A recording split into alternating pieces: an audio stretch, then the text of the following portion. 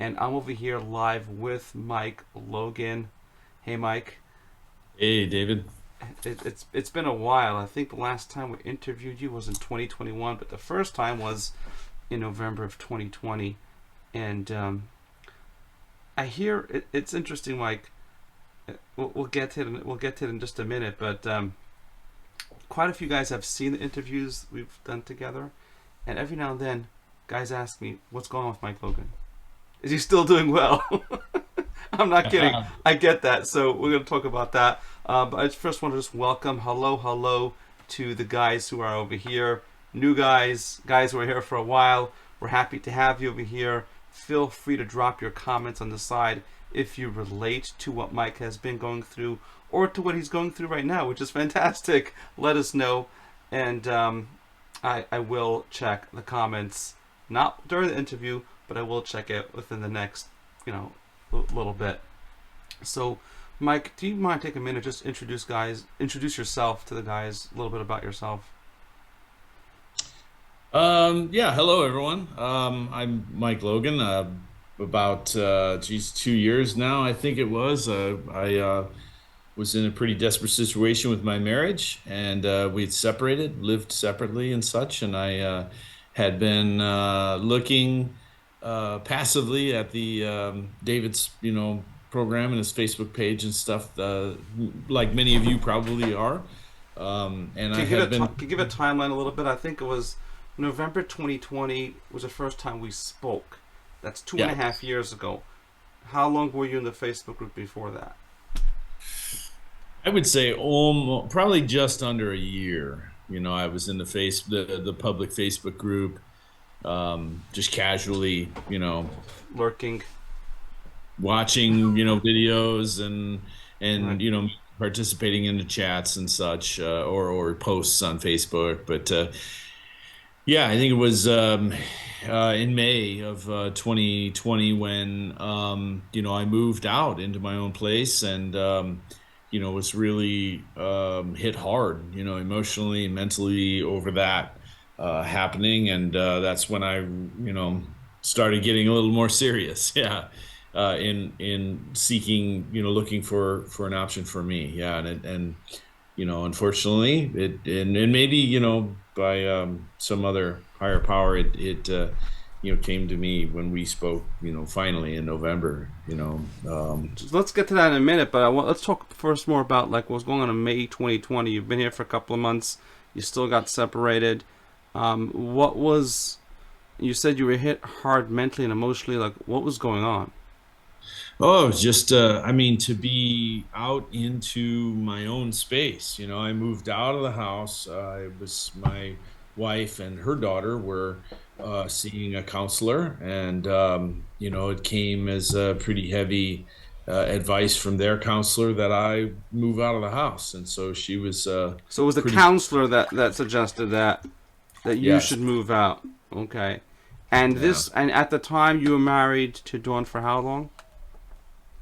Since 2015. Okay, so it was already 5 years at the time, and this is your second marriage, correct? Correct.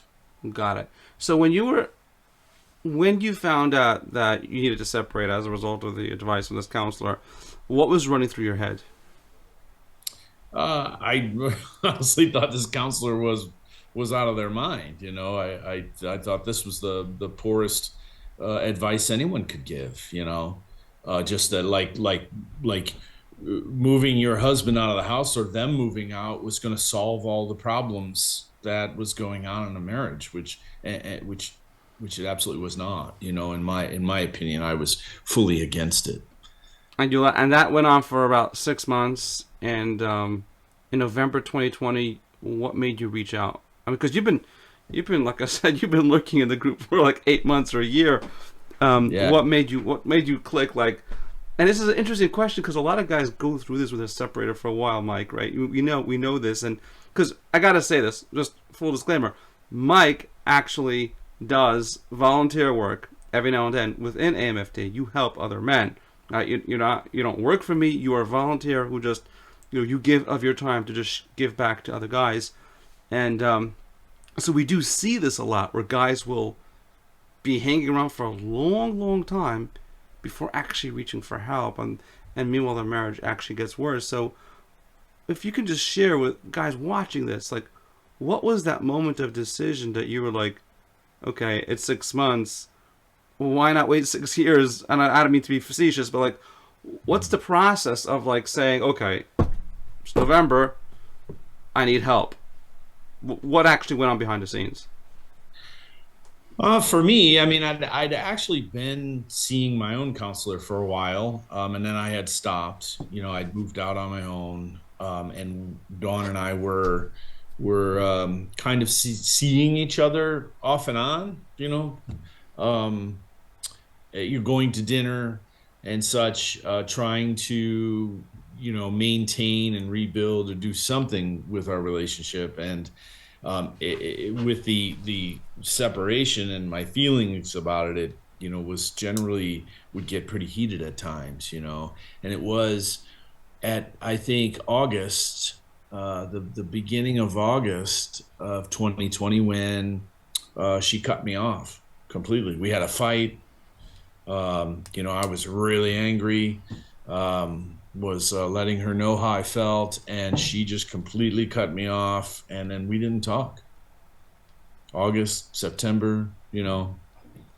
Got it. So what made you reach out finally and say, okay? And that was when I was, I think, grasping for anything I could do to, I guess the first Got it. Got month or it. two, I was like in shock. I was very emotional, upset. I mean, I spent many a nights, crying over dinner, Don't because of, don't say that. No, men don't cry. Nobody should know this. We never cry. We're just like, just yeah. So, and it was that through that experience. I mean, for me, the first time in my life that I was ever alone, and it was very hard and difficult for me to stomach that.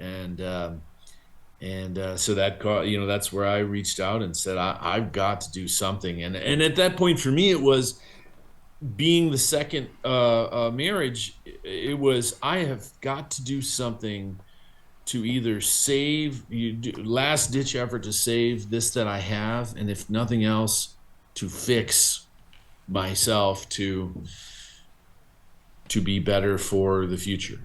so that was a Something combination. unique. So there was both of those things. It was about the marriage, but it was also about yourself. To like, hey, why is this happening? What's with me that you know it was your second marriage, and your first one was like, I think, a pretty long marriage, right? 21 years. Yeah. 21 years. So we're not talking. You weren't like 32 years old when you joined.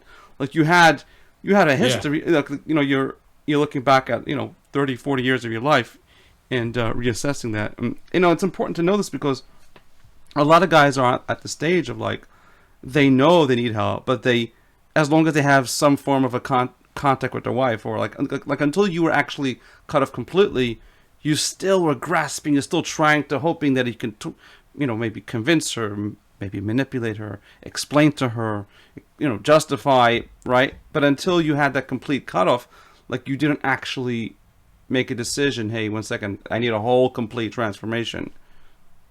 Exactly. Yeah. Yeah. So let's talk about the fun part. Like, it's June 2023 right now. What's going on in your marriage, right? Because this is the question guys ask. I'm not kidding. Like, I get everything. They say, "Is Mike Logan still married?" I'm not. Is Mike Logan still doing well? And I was like, eventually, because we had a lot of other guys like lined up to interview, and I was like, okay, no, I promise you, we're gonna do Mike Logan again sometime soon. Why don't you give us a little bit of a glimpse? What's going on right now between you and Dawn? Um, things I mean, for me, from my vantage point, things are great. We're doing wonderful. We're getting along well. We're different than we were, 3 years ago, 4 years ago. We're different in the way that we communicate with each other. We're happy. We still have fights. We still, disagree on finances and direction for where we're going to go and stuff. And but and I feel empowered, like I have this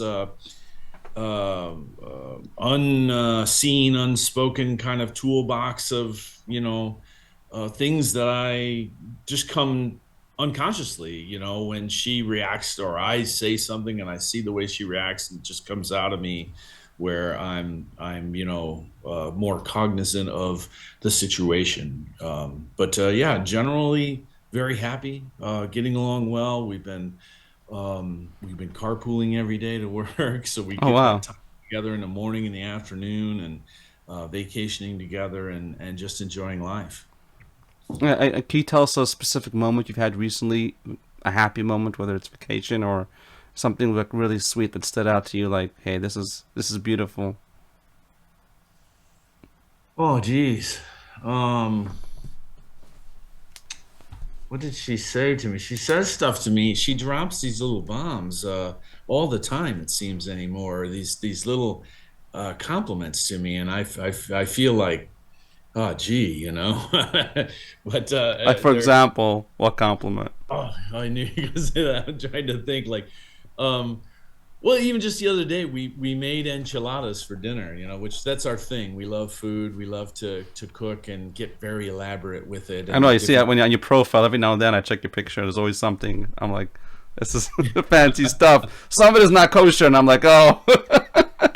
But I get Yeah, I can see that from the description that it should be something which tastes really good.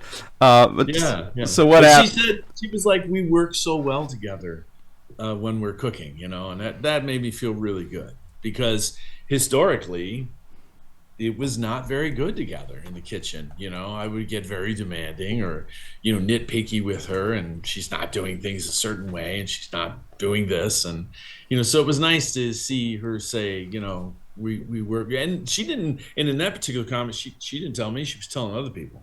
Oh, that's the best. Yeah. Those comments are the best because like sometimes we'll try to squeeze a compliment out of our wives. I do, I've done it as well. I know what it's like. But then when I hear her saying something on the phone to someone else, and it's like a genuine compliment, man, it feels good, man. It's hard to it Yeah. feels really good, and not just because okay what it does to me, but what it does most importantly, it gives me like a barometer. It's like a temperature check. Okay, what's going on, David, in your marriage? What's really going on? What's really going on? What's really going on is those casual stuff that she'll say on her own to somebody else, and then oh, okay, wow, okay, so my estimation is not that far off. But you know what I love what you just said, Mike. Before you described an amazing marriage, which doesn't have the glitz and glamour of no arguments. Like you have disagreements, right? Oh, You even use the word fight, like, but you're not getting separated over those disagreements, right? You're right. not you're not having a breakdown of communication. It's normal to have disagreements. You are two separate human beings who love each other because there's so much you see in each other, but yet you are individual in some level. And what I appreciate is that you share that, like, yeah, we have these disagreements over finances and whatever it may be, but over time, those disagreements typically like helps you understand each other better. Even if you disagree, at least you know each other. Okay, I know my wife. Like when it comes to spending as well, we're quite different, very different. But I appreciate that. Can we touch on something, Mike, that you said about you had this unconscious toolkit which you can reach into, and I was like, wow, I love the way you described it. Yeah, unconscious toolkit. Tell us a little bit more about that because that seems to be the place you go to know what to do, what to say. Um, can you elaborate on that? Yeah, sure, sure. I have a very recent story this morning. She drove to work. I stayed home today. And she'd called me and told me that there was a little fender bender, a little bang up with the car. And, I could feel right away this anger coming out of me of, "Wah, what the heck is going, like, what did you do? And this is terrible. And, yeah, and it's in those moments like that. And it could be a disagreement over, you know, paying bills or other things, that it just kind of washes over me. And sure, I get that out right away. I'm angry, but different from the past, pre AMFT for me, is that it just kind of this calm washes over me, and I go, and I'm able to communicate to her like, hey, I'm sorry. I'm glad you're well. This is just a thing. I'm angry about it, but it's something we'll work through. No big deal. But this is huge. It sounds like it's benign and it's little, but you hinted to it. And guys, let me know in the comments if you get this. This is so important. It's key moments like what you just described that actually makes the difference between an incredible relationship versus one that keeps on being drawn down and towards fights and towards separation, towards misunderstanding. Because that's the moment where you can communicate subconsciously to her real love, or that love gets blocked out by her feeling that you're not there for her. Right?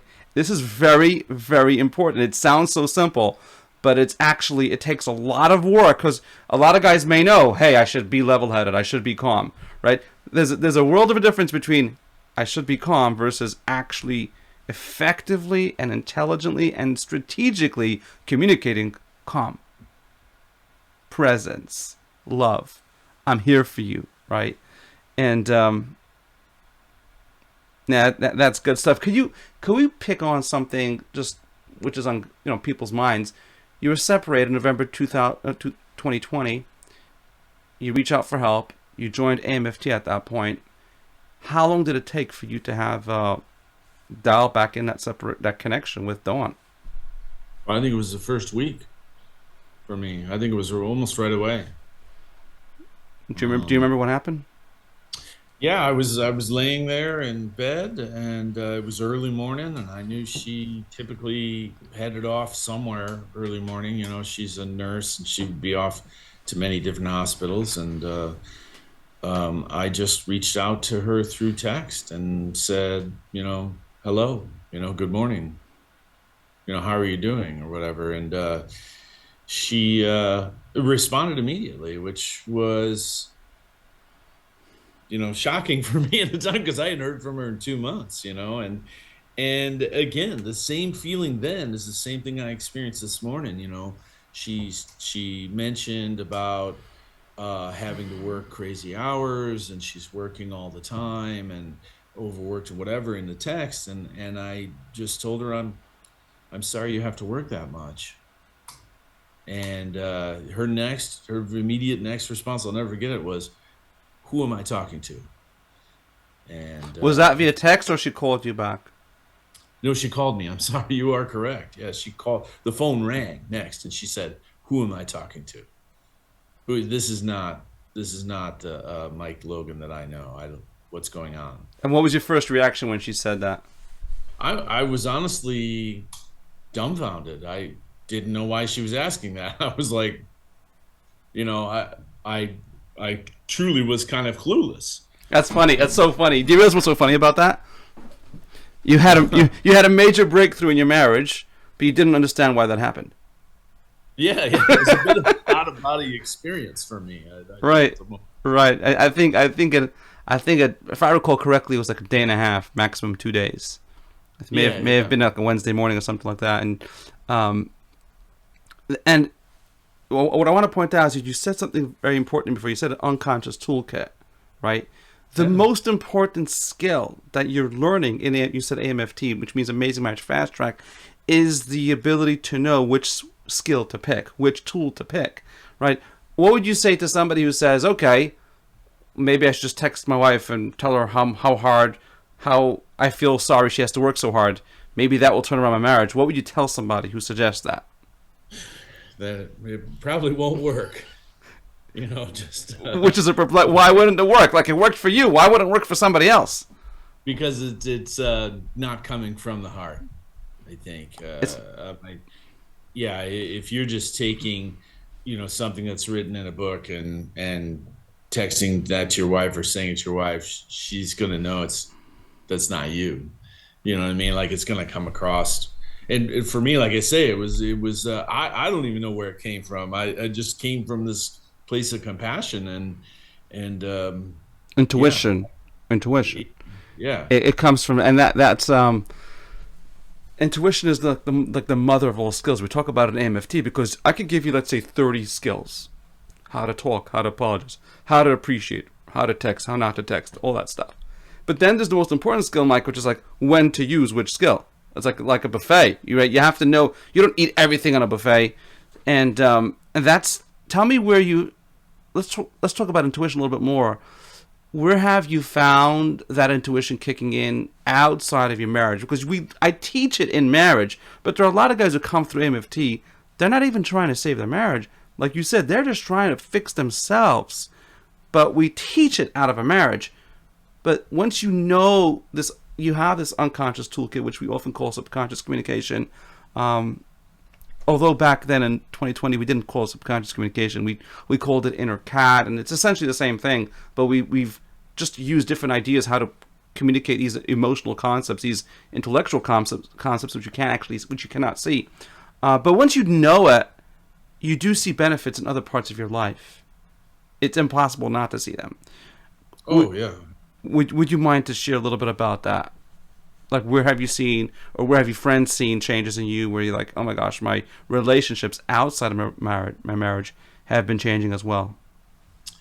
Yeah, I would, boy, I'd have to go look in my notebook for the specific, but yeah, I noticed it from my sister-in-law. If I remember back, my sister-in-law right away had texted me something about me, where she has never contacted me before in my life, outside of seeing me face to face, at a family function or whatever. But she had reached out and, had commented about something different about me. And I had gone over for dinner or something, and that, they had a great time and whatnot. And that was a wonderful feeling for me because I've never heard anything like that out of her. And nothing bad about her. Because I think, ultimately looking back, that maybe a lot of things were me, and not just in that, relationship. Both of my daughters have had right away, unknowing that I was seeking help and getting help. Both of my daughters communicated to me that that something was different, that they noticed things were kind of the same comment that Dawn said. Who am I talking to? Both of my kids were like, who's this dad? It's an incredible thing. As well as work, with my workplace, my interactions with my coworkers and my boss and things like that. It has given me a more level-headedness, I guess. More cognizant about people's emotions and the way they're interacting with me. And yeah. Yeah, and just a little bit of explanation, if I may. Like, you've heard me talk about subconscious communication a lot, Mike. And a lot of the guys in the Facebook group think that I teach how, and I do teach this, but they think this is the main focus. How do I communicate to my wife certain things? And we do teach that in AMFT. But it starts with actually communicating with yourself. Like, oh yeah. Right? You just said like I was like, yeah. Like, the reason why your daughters are saying these things and your sister-in-law and people around you are reaching out to you even though you never said anything to them. Why is that happening? Think about it. You never said anything to them. How come they're saying, hey, I noticed these changes. This is great. This is awesome. Blah, blah. Because there's something about your aura. There's something about you subconsciously with yourself, which sends out a very powerful message. And we talk a lot about the image. Like, the way wives process information is they get stuck in the past. So your wife, Dawn, for example, was stuck in the past. She had a certain picture of you in her head. Now, once you shatter that picture, automatically everything changes. Because now she questions the picture. Now the picture gets broken. Now she allows herself to interact with you based on where you are today, as opposed to interacting with a memory of you. Right? Yeah. It's like, can you elaborate, if you're okay with it? What was that memory that Dawn was talking to up until you broke through that barrier? Like, if you had to just, to whatever extent you feel comfortable, how would you describe that picture that she had stuck in her head? I mean, the first word that comes to my mind is anger. And this came from both of my daughters too, which, and Dawn, that I was just this angry. I can't think of another adjective. I was just angry about everything. If it wasn't my way or things weren't done a certain way, and decisions weren't made this way or that it was just I was going to be pissed off, and people were going to have to pay for it.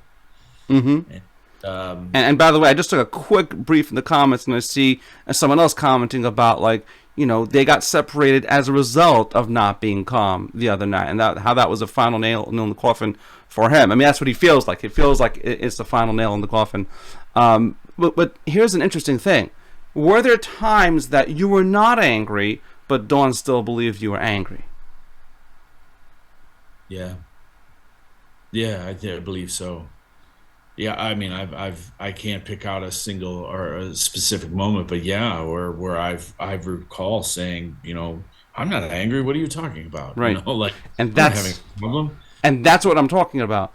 That once a woman has that picture in her head, she keeps interacting with you and communicating with you from that space. How many guys watching this get this? How many guys experience where your wife, she may have had a legitimate point where she got the wrong picture in her head, where she feels like, okay, you're selfish, you're manipulative, you're whatever, you're not a good listener, or you're stuck in the whatever it is. But then even when you change that, she's still talking to a memory of you. Let me know in the comments. And Mike, this is a very common thing. A lot of guys go through this, where they end up being stuck in the past because their wife is stuck in the past.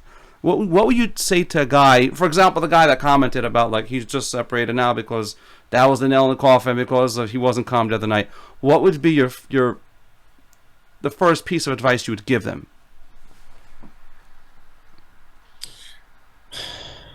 Well, that's a tough one, David.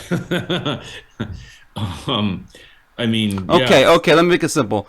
What would you say to give them hope? What would you say to sort of give them, hey, buddy, you're not the only one that went through this? Like, what would you say going through your own yeah, experience? yeah. I mean, that's I hate to lean on that so much, but That's an that's unfair move. You got to use your own thing. yeah, yeah. I mean, yeah, you gotta really work on yourself and be cognizant of others. I was sitting in a studio apartment for 6 months by myself, trying to figure out what I needed to do to win her back, all the while pushing her away, and it wasn't until I like stopped and really reflected on myself and where I was, emotionally and mentally, and I think you really need to take the time to look into yourself and kind of heal what's going on, with you, and be right with yourself, and things will come from that. Right. And it starts with, we have quite a few trainings here that help people jumpstart the process to just, and to take a look at yourself, because nobody could do that for you. You got to do it for yourself to first explore and see, 1 second, is there a pattern over here? How long has it gone on for? What has this affected? Where do I want to go? And then after that, it took you a while. After that, you reached out for help and said, okay, I'm ready. Okay, what do I do practically, strategically? Like, practically speaking, how do I interact with Dawn? What do I say? What do I do? But you first have to do, step back and have that deep look at yourself, like you just described. And in a minute, I'm going to make an offer for guys who do want to explore, to work with me, how to do that. But it really does start with that. And what would you say was your biggest challenge after you joined Amazing Marriage Fast Track? What would you say was your biggest challenge? It's an enormous amount of material to get through, and I think I was lucky enough to have a lot of time to put into it, but that's probably the biggest challenge is putting in the hours of Don't scare people off. Don't scare yeah, people yeah. off. All right. But I mean, I think everybody has the time. I was a little overwhelmed at first, afraid that I wasn't going to, but I just like anything else you decide to do, you slide right into it, and it's something you want, and you begin working away at it. I think if I recall correctly, you actually just started 1 week of AMFT. You didn't sign up for the full program. I don't even think I offered. I did not. I think I said, hey, I don't want you to do more than a week.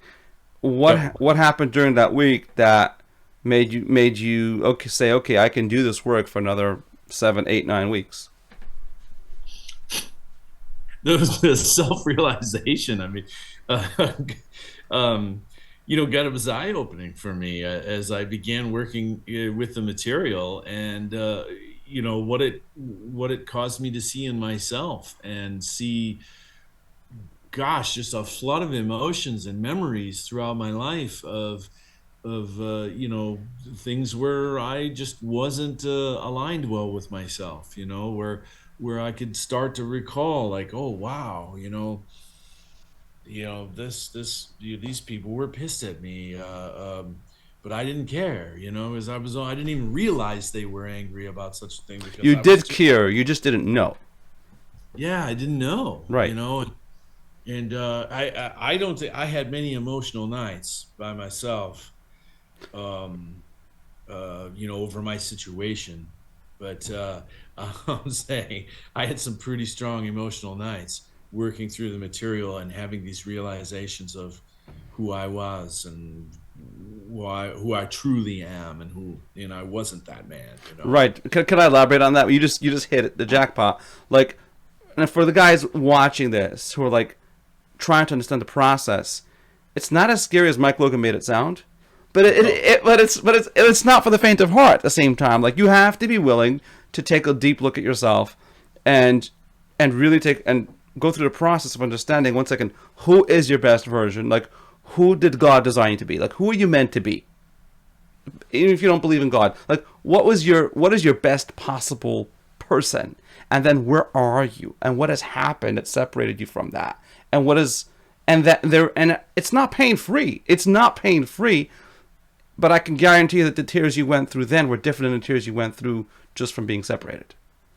agreed. Yes. Right? And how would you describe the difference? More intense. I wasn't expecting you to say that. Yeah, more I, intense. I thought you were going to say that they were more freeing, like they were more like it was more healing. No. But No, that's. I'm sorry, I'm not as descriptive as I should be, but you are actually correct. You're 100% correct. I mean, as well as being more intense, it was way more freeing to release. It felt like I was releasing that from myself. and when you do that, that's when the image starts changing. That's when the subconscious communication starts changing. That's when people start noticing your changes. Um, Mike, can you tell us a little bit? By the way, I gotta say this: a lot of guys watching this video, you might not know Mike Logan, but if you're in this Facebook group, the reason why you're here might be because Mike Logan approved you. Because Mike Logan actually is, you do a lot of the reviews for the guys who want to come into the Facebook group. You check out people's profile, and you do that work to see who belongs here, who doesn't belong here. So just so you know, Mike Logan may have seen you a while ago, and click that button, and that's why you're in this Facebook group. Besides the fact that you actually help guys who are in Amazing Marriage Fast Track and the support team, as I mentioned before, did you have, if I recall, didn't you have like an experience with your brother, like a week into the program, you were debating if you should continue doing the full AMFT or just that first week, and your brother, you had a little interaction with him about that. Um, Yeah, for sure. You're making me want to run to my notebook. um, yeah, I did have. I reached out what to him happened? and told him about what I was doing, and if I remember correctly, he was like, if you don't do this, where are you going to be, kind of thing. Like, Those are the he was words like, he used?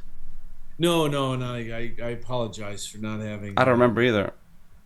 I Yeah, should, but I remember chatting with him about it, and he was really, really, really surprised. And I remember him, saying, like, "This is amazing that you're doing this." Like, surprised by what? When yeah. you said surprised, what was? He was surprised that I was even in that space, that I was Okay. considering that I had problems, or that I was seeking to better myself or anything Basically, like the that. fact that you accepted that you weren't perfect and that you made mistakes and that you're human. Yeah, That was a that big was surprise to him. big surprise to him. And then he was like, and I was, questioning, should I do this? Should I move forward with this? And he was like, you have to, you know, if you want, all the things that you're talking about, and wanting my marriage back and wanting to be a better person and, realizing some of the things that, some of the tendencies I'd had throughout the years, like he was blown away that I had this sense about those things. The awareness, the desire, the Yeah, growth. Wow, he wow. didn't see. He would have never. He probably would have never told anybody that I'd ever done anything like that. He was kind of basically didn't write me off, but like that's Mike. That's how he is, or that's who he is. You mean like, My relationships were strained with him, and like I said, my sister-in-law, my sister, my ex-wife, my kids, like no, I love this. We talk about the other people, not just your wife, because when you make those changes in yourself, you actually, it's impossible not to impact other people. And I tell guys who explore the program, I say very clearly, this is not just about your marriage. But the most important, not the most important, but one of the things I forgot to talk about is the relationship with your stepdaughter. She was actually the reason why the counselor told you guys to separate, right? Brilliant advice. Tell us a little bit about what your relationship is with her right now, if you can. sure, sure. It's kind of a level. It's before it was very up and down, very up and down. Um, Angry, screaming, fighting, her pushing back, and we actually just had an amazing breakthrough the other day. And it's been pretty straight and level lately. And I have a lot of conversations with Dawn about it, where we work on it from our end, between each other, because that caused a lot of problems. Exactly. Yes. And I'll tell you what, I mean, just having a stepdaughter in the mix is a challenge. Like, regardless of what's going, it is a challenge. Even when things are going well, it's a challenge. Now, if that challenge then starts hurting the marriage, you got a double challenge on your hands, which is why you got separated. How long did it take for you guys to move? How long you had a breakthrough within a week? How long did it take for you guys to start dating again or seeing each other again?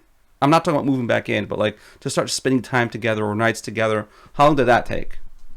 Yeah, that's where I think it was within a week or two. We were going to dinner again. Oh wow. She came to my house, and we went to dinner, um, somewhere there. She we had dinner, and she went, back to the house, and then we made plans for another night, and I think the first thing we did was we had brunch, like on a Saturday or something. I met her at a restaurant, and we had brunch and talked and chatted and went our separate ways. And then the next time was dinner, and it just kind of Went from there. But went I, from there. but I think it took a while to move back in because you still have to resolve the issue with your stepdaughter. So I think if I recall correctly, it took almost a year or something like that to actually move back in to the same place permanently. Yeah, or no, it was late 2021. Actually, that same counselor had pushed to for us to leave California and move back to Arizona, and that was a whole different story to delve into. But we moved to Arizona separately. She had her apartment. I got an apartment here in Arizona. We got jobs, and yeah, it was the end of 2021. I'd say. Oh, it was actually late September, October when I moved in. So Took 11 we months or so, something like that. From graduated in May of 2020, and I moved back in to the new place where I'm at now. right, right. I was calculating from when you joined AMFT, Ah, yes. because prior to MFT doesn't count. Yeah. I was thinking like how, because guys always ask like how quick does it work, like, right? But in your case, you had a breakthrough within a week, and within 2 weeks you guys were going out to dinner together. But you had the issue with your stepdaughter that took about 10, 11 months. I really appreciate the time you took. There was so much, it just evolved, the conversation flowed, and there's so much guys learned from like what it was like what it's like right now, not just with your wife, but with your brother, with your sister-in-law, with at work, with your stepdaughter, the process, the specific moments. It was just eye-opening, and let me know what you gained from this interview. Shout out to Mike Logan, and man, I really appreciate it. But I think one of the biggest takeaways, I wanted to finish like this. I want to just say this, Mike. You're not unique. You're amazing, but you're not unique. And no. I'm not just talking to Mike Logan. I'm talking to the guy watching this video right now. If you truly want to change, and you have the real motivation and commitment, you can do it. Mike Logan alluded to it, that it takes work. It does take time. But we have people actively right now in the program who are very, very busy. Guys who are really busy running their own companies, in the military, in the American military, very hectic schedules, finding the time to do it. It's a matter of realizing the importance. It's a matter of making it important. The strategy we provide, but the only thing we cannot provide is the willingness on your end. But I think one of the problems people have is a terminal uniqueness. My wife is so difficult. My life is so difficult. My marriage has challenges that nobody else has ever seen. I have unique traumas, and I'm not making light of that.